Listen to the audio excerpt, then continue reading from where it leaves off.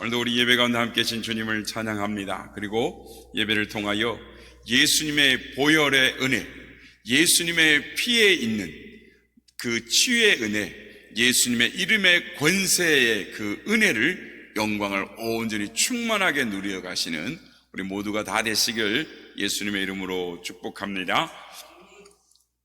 종교개혁자 마틴 루터는 성경을 짜 보아라, 그러면 피가 나올 것이다 라고 말을 했습니다.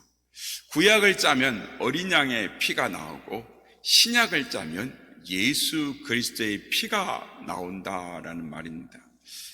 인간이 범죄하자마자 하나님은 피의 역사를 시작하셨습니다. 하나님께서 천지를 창조하시고 선악을 알게 하는 선악과를 만드신 이후에 이 나무 열매는 먹지 말라라고 말씀을 하셨습니다. 그러나 아담과 하와는 선악과를 따 먹었습니다. 그리고는 부끄러워서 나무 잎사귀로 만든, 무화과 나무 잎사귀로 만든 옷을 입고 나무 사이에 그늘 밑에 숨었습니다. 그때 하나님이 아담을 부르십니다.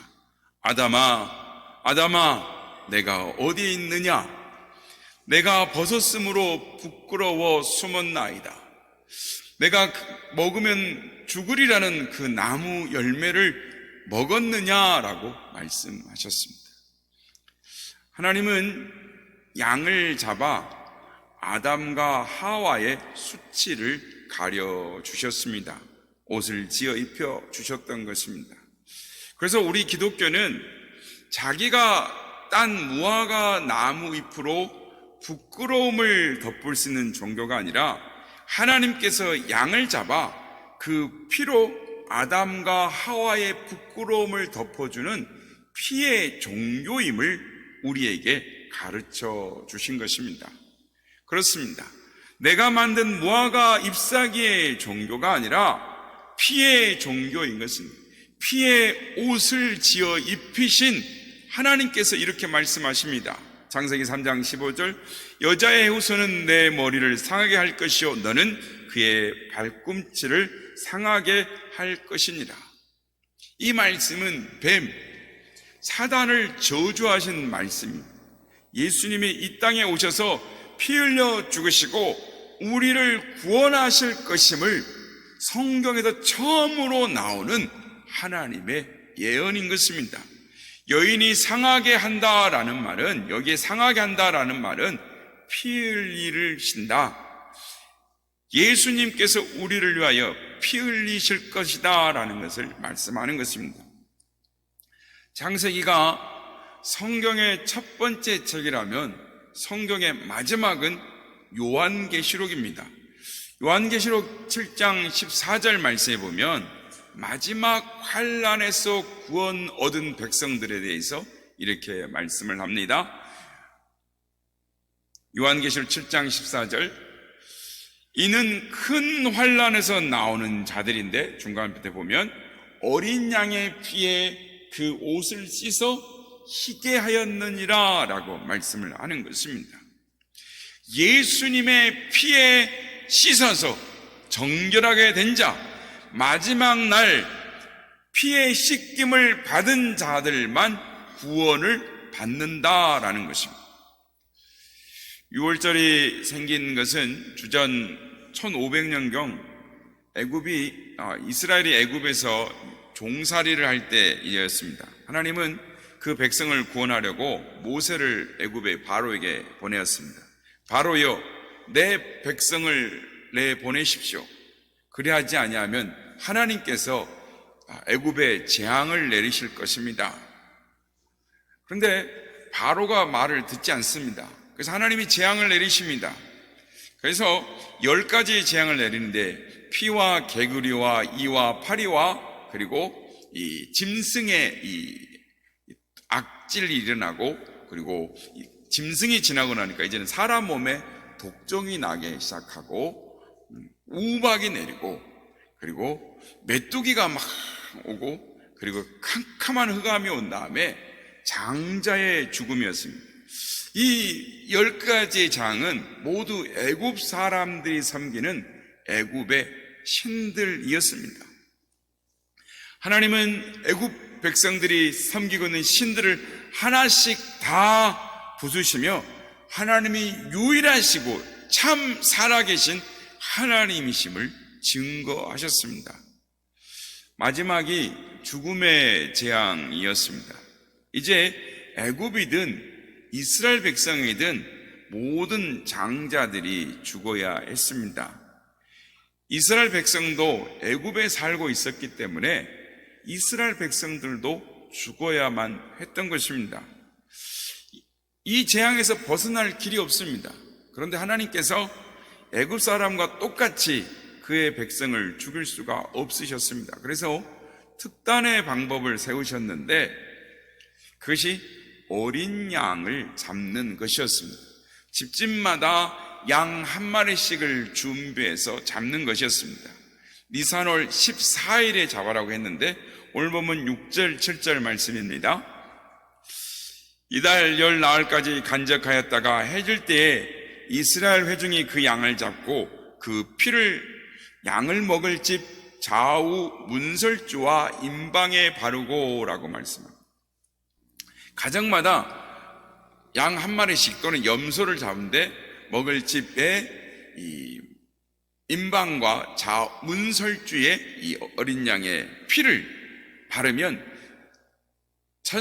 죽음의 천사가 재앙을 가지고 왔다가 그 피를 보고 넘어갈 거라는 것입니다.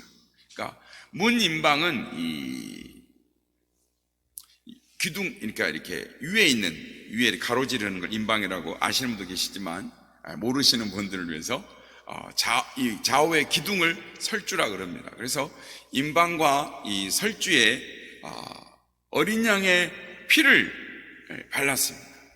그랬더니 어떻게 되었습니까? 출애굽기 12장 13절 말씀 우리 한번 같이 읽어보겠습니다. 시작. 내가 애굽 땅을 칠 때에 그 피가 너희가 사는 집에 있어서 너희를 위하여 표적이 될지라. 내가 피를 볼 때에 너희를 넘어가리니 재앙이 너희에게 내려 멸하지 아니하리라. 중요한 말은 넘어가리라 라는 말씀입니다. 6월절은 영어로 패스오버, 넘어가는 절기인 것입니다. 천사가 재앙을 가지고 왔다가 그 문설주와 임방에 발라져 있는 피를 보고 지나쳐갔다, 넘어간다라는 것입니다. 그래서 어떻게 됐습니까? 피를 바르지 않은 애굽 백성들은 애굽 땅에 처음 난 것들은 모두, 그러니까 애굽 왕의 바로의 자식부터 시작해서 감옥에 갇혀 있는 자의 죄수의 큰 아들까지 장자는 다 죽었습니다. 심지어 첫부로 태어난 가축의 첫 새끼도 다 죽임을 당했습니다. 그런데 이스라엘의 장자는 한 명도 죽지 않았습니다. 문임방과 문설주의 피를 발랐기 때문입니다. 어린 양의 피를 바르면 넘어가리라, 죽음이 넘어가리라. 이 6월절의 원리는 철저히 은혜의 원리인 것입니다. 이 은혜의 원리에 기초함으로 죽음이 넘어가고 생명을 받는 자가, 얻은 자가 된 것입니다. 여러분, 은혜가 무엇입니까? 나는 아무것도 한 것이 없는데 자비를 얻었다라는 것입니다. 받을 자격이 없는데 호의를 입었다라는 것입니다. 한번 생각해 보십시오. 애굽에 있던 이스라엘 백성들이 죽음에서 살아나야 할 이유가 무엇입니까? 애굽 땅 지역에, 이 나일강 지역에 있는, 즉 이집트죠. 이집트 그 대륙에 있는 그곳에 사는 사람들은, 장자들은 다 죽었습니다. 그런데 왜 이스라엘 백성들의 장자만 죽지 않았습니까? 그 이유가 무엇입니까? 특별히 이스라엘 백성들이 착해서 그랬을까요? 물론 그들보다 조금은 더 나았을 수도 있습니다. 그러나 죄를 짓지 않고는 살 수가 없는 것입니다. 그렇습니다. 이유는 단 한 가지 때문입니다.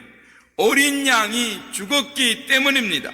어린 양이 대신 죽어 그 문에 어린 양의 피를 발랐기 때문인 것입니다. 다른 이유는 없습니다. 자신의 선한 행위나 공로 때문이 아니었습니다. 양이 대신 죽어 그 피를 발랐기 때문인 것입니다. 성경은 이것을 은혜다라고 말씀을 하는 것입니다. 세계에 여러 종교가 있습니다. 여러 종교와 비교하면서 기독교의 가장 중요한 특징이 무엇이냐라고 한다면 오직 은혜입니다. 기독교는 있는데 다른 종교는 없는 것이 은혜인 것입니다. 어떤 사람들은 이 이슬람이라는 종교가 이 아브라함의 뿌리에서 나왔고 또 유일신 종교이기 때문에 기독교와 가깝다라고 하는 분들이 있습니다. 그러나 그것은 사실이 아닙니다. 이슬람 신자를 만나서 묻습니다. 이슬람을 믿으면 이슬람 종교는 어떻게 구원을 받습니까? 라고 물었더니 구원을 받으려면 반드시 5가지를 해야 한다고 합니다. 먼저 샤하다라고 일컫는 이 알라 외에는 유일신이 없으며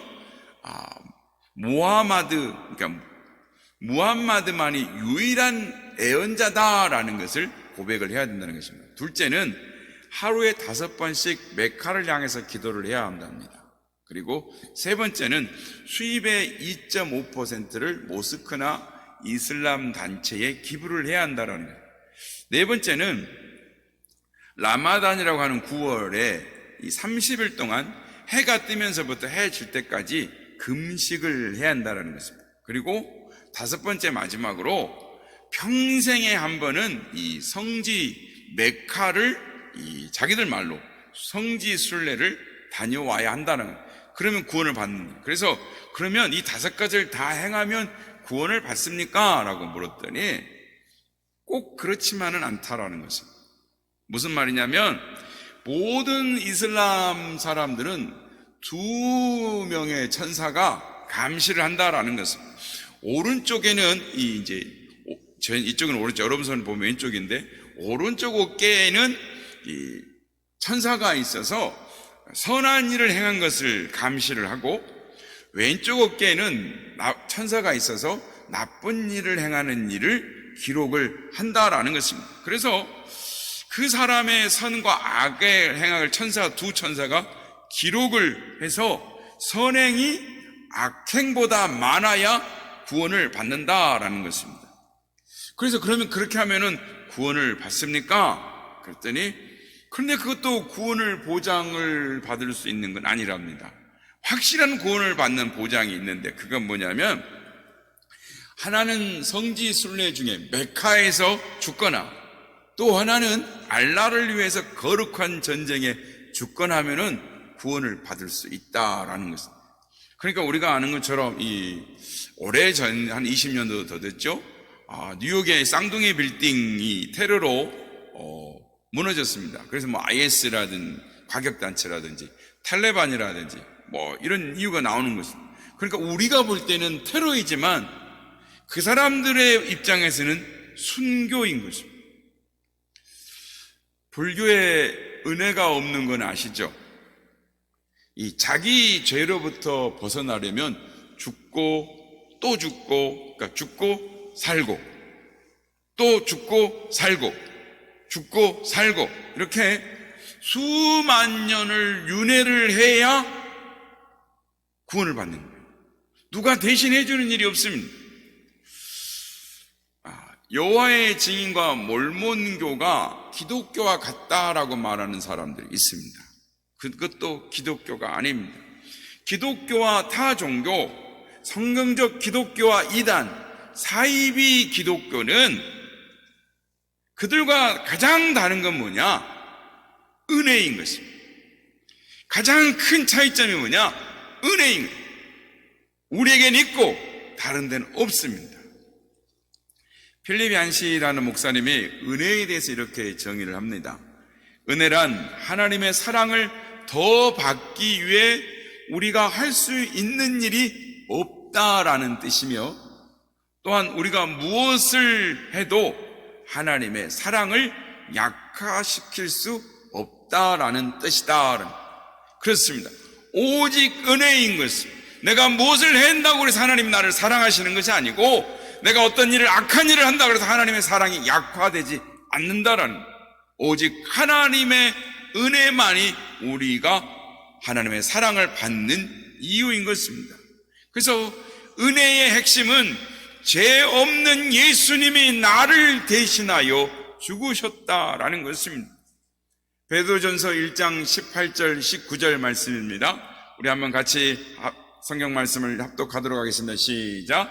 너희가 알거니와 너희 조상이 물려준 헛된 행실에서 대속함을 받은 것은 은이나 금같이 없어질 것으로 된 것이 아니요.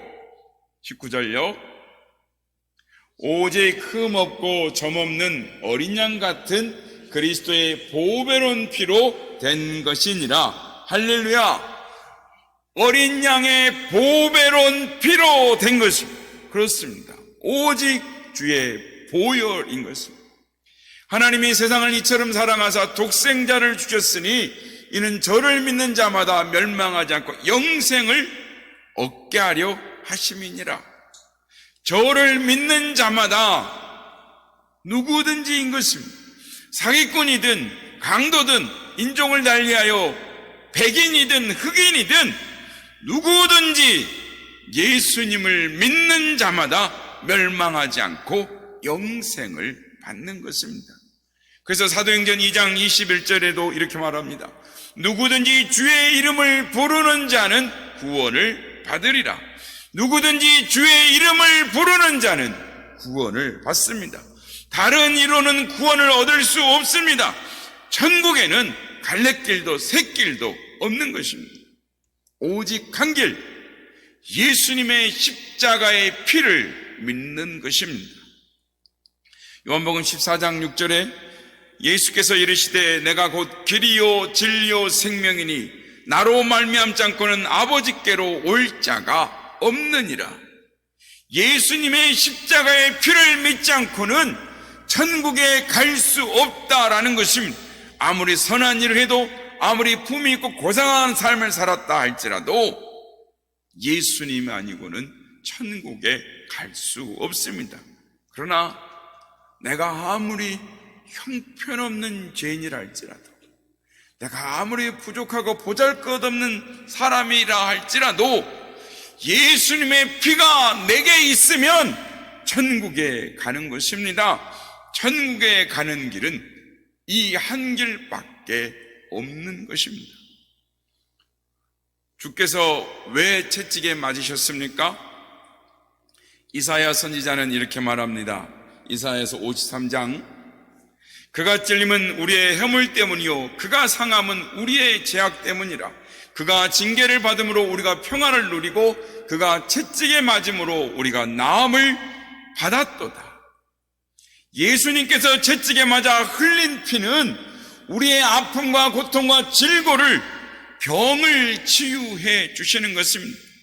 예수님께서 우리의 영혼뿐만 아니라 나의 육체의 고통을 대신에 받으셨습니다. 그래서 나의 질병도 아픔도 다 대신하신 것입니다.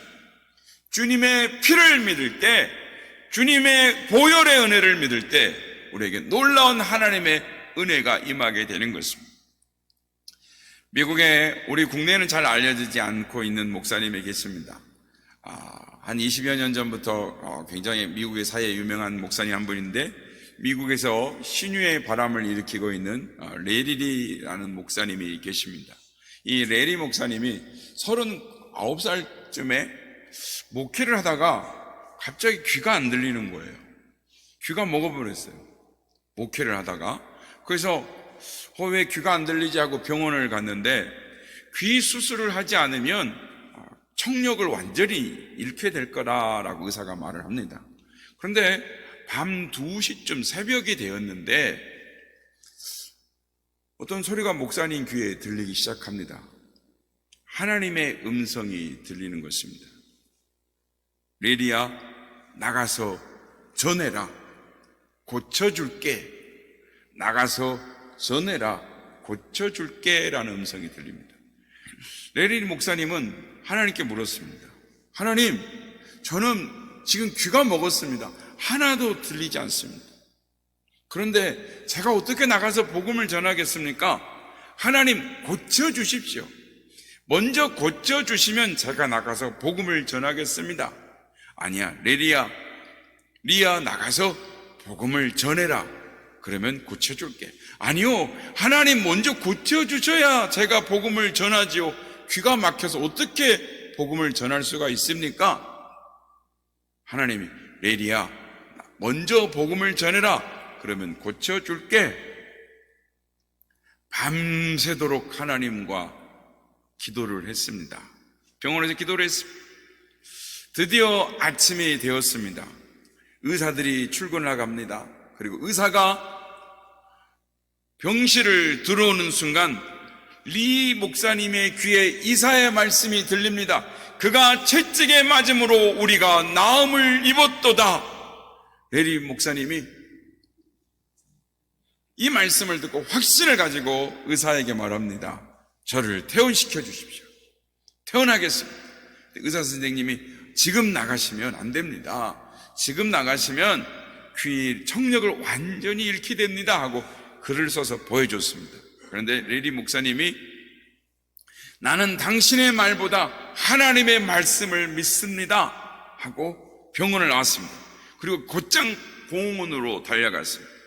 아침이라 아침 산책 및 운동을 하는 사람들이 있었습니다. 레리 목사님 귀가 지금 하나도 안 들립니다. 그런데 소리 높여서 복음을 전하기 시작했습니다.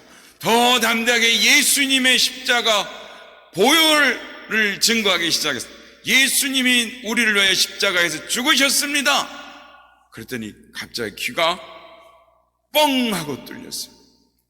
귀가 뻥 하고 뚫리니까 더 담대하게 복음을 전합니다. 치유하시는 하나님을 증거합니다. 나를 위해 채찍에 맞으신 예수 그리스도, 예수님의 보혈의 은혜를 증거하기 시작했습니다. 예수님의 피 흘리신 공로로 우리가 구원을 받았습니다. 그 확신 가운데 복음을 전했습니다. 그래서 위대한 치유와 능력의 사역자가 되어 지금도 미국을 변화시키고 나가고 있는 하나님의 사람으로 쓰임받고 있습니다. 여러분, 피 아래에 있는 당신, 피 아래에 있는 여러분 모두 다 죄 사함을 받았습니다. 이제 저주는 여러분의 것이 아닙니다. 보혈 아래 여러분을 던져버리십시오. 예수님의 십자가 앞에 여러분의 가정을 보혈 앞에 던져 내려 놓으십시오. 그리고 여러분 자신에게, 여러분의 가정에 예수님의 보혈을 바르십시오. 모든 사탄의 저주는 떠나가는 것입니다. 끝났습니다. 예수님의 보혈을 우리의 가정에, 우리의 직장에 바릅니다. 예수님의 보혈을 나와 우리 가정의 자녀들에게 붓습니다. 모든 저주는 떠날지어다. 이렇게 선포해 보시기 바랍니다. 그러면 하늘 문은 열려지고 여러분은 그 보혈의 힘으로 세상을 정복하며 살아가게 될 것입니다. 우리는 십자가에서 피 흘리신 예수님의 보혈을 통해 세상이 줄 수 없는 평화를 누리며 살아가고 있습니다. 우리는 예수님의 보혈을 통해서 하나님과 화목할 뿐만 아니라 가족들과도 이웃들과도 화목할 수가 있습니다. 혹시 이 자리에 가족 관계, 특히 부부 관계가 원만하지 못한 분이 계십니까? 내 힘으로, 내 능력으로는 화목할 수가 없습니다. 예수님의 보혈을 의지하시기 바랍니다. 예수님의 보혈이 깨어진 관계를 회복시키시는 능력이 있습니다. 예수님의 보혈이 우리의 삶을 화목으로 이끌어가는 능력이 있습니다. 어느 목사님이 자기 교회에 이 성도가 은혜 받은 글을 이렇게 적어 놓은 것을 본 적이 있습니다. 원래 이 부부는 이 부부라기보다는 원수지간이었습니다. 그러니까 이 잠자리를 하지 않는 것은 뿐만 아니라 서로가 보면은 이 왼수, 저 원수, 이러면서 날마다 싸웠어요. 그러니까 그 가정이 어떻게 됐겠습니까? 그 가정이 날마다 원수 하면서 싸우고 난리가 나니 그 가정이 지옥 같았어요. 그런데 그 가정에 십자가의 복음이 들어가니까, 은혜를 받게 되니까 그들이 변했습니다. 은혜를 받고 나니까 남편이 아내가 너무너무 예쁘다라는 거예요. 아내는 남편이 너무너무 귀엽다라는 것입니다. 그래가지고는 전에는 원수였는데 이제는 서로가 없어서 못 사는 그런 관계가 된 것입니다. 그렇게 보혈의 은혜가 들어가니까 관계가 변화되었습니다. 어느 날 목사님이 그 가정에 신방을 갔는데 그 여자분이 목사님께 불평이 하나 있어요. 그래서 목사님 속으로 가슴이 철렁했다라는 거예요. 아, 드디어 은혜의 약발이 떨어졌구나. 이 가정에 문제가 생겼구나. 이렇게 생각을 했습니다. 이제 큰일 났네 하고 긴장하면서 듣는데 이 부인이 하는 말이 기가 막힙니다. 왜 하나님은 잠을 자면 꼭 눈을 감고 잠을 자게 하실까요? 남편이 너무너무 귀엽고 예뻐 보여가지고 자면서도 보면서 자고 싶은데 눈을 감겨서 자니 그게 불만이에요 하면서 조금 푼수 같은 말을 하더랍니다. 제가 어제 이 이야기를 하지 않고 우리 이 목사님하고 이야기를 갑자기 여섯 이야기를 하는데 우리 목사님이 유행가에도 그런 노래가 있다 그래요. 보고 있어도 또 보고 싶다. 보혈의 은혜, 주님의 십자가 은혜를 경험하면 관계가 변화되고 화목하게 되고 우리 삶의 문제가 해결될 줄로 믿습니다. 이러한 은혜를 누리시는 여러분 모두가 되시길 주의 이름으로 축복합니다. 그런데 왜 이런 가정이 되었습니까? 십자가의 복음, 은혜를 받았기 때문인 것입니다. 은혜 받으면 fun수가 되는 것입니다. 은혜 받으면 들에 핀 풀 한 포기조차도 예쁘게 보이는 것입니다. 그렇습니다. 십자가 복음은 우리를 변화시키는 것입니다. 우리 자신, 우리의 가정, 우리의 공동체, 우리의 사회, 우리의 국가를 변화시킬 수 있는 능력이 있습니다. 성도 여러분, 보혈의 능력이 있습니다. 예수님의 보혈의 사탄을 누르는, 사탄을 이기는, 짓밟는 능력이 있습니다. 그러므로 사탄의 역사가 있을 때 예수님의 이름으로 보혈을 부르십시오. 보혈 찬송을 많이 부르십시오. 그러면 사탄이 떠나갑니다. 나는 예수님의 피로 씻김을 받았다. 나는 예수님께서 채찍에 맞으심으로 나음을 입었다. 나는 예수님의 이름으로 승리한다. 외쳐보십시오. 자꾸 입으로 시인하시기 바랍니다. 그러면 사탄의 세력은 물러가고 하나님의 은혜와 승리가 여러분 가운데 있게 될 줄로 믿습니다. 사랑하는 여러분, 해결되지 않는 문제가 있습니까? 예수님의 보혈의 은혜에 잠기시는 여러분 되시길 바랍니다. 예수 그리스도의 십자가를 바라보시길 바랍니다. 하나님께서 여러분들의 문제를 해결하시고 여러분들의 삶을 회복시켜 주실 줄로 믿습니다. 사람은 못해도, 세상은 못해도 예수님의 보혈은 가능한 줄로 믿습니다. 왜냐하면 십자가의 보혈에는 능력이 있기 때문입니다.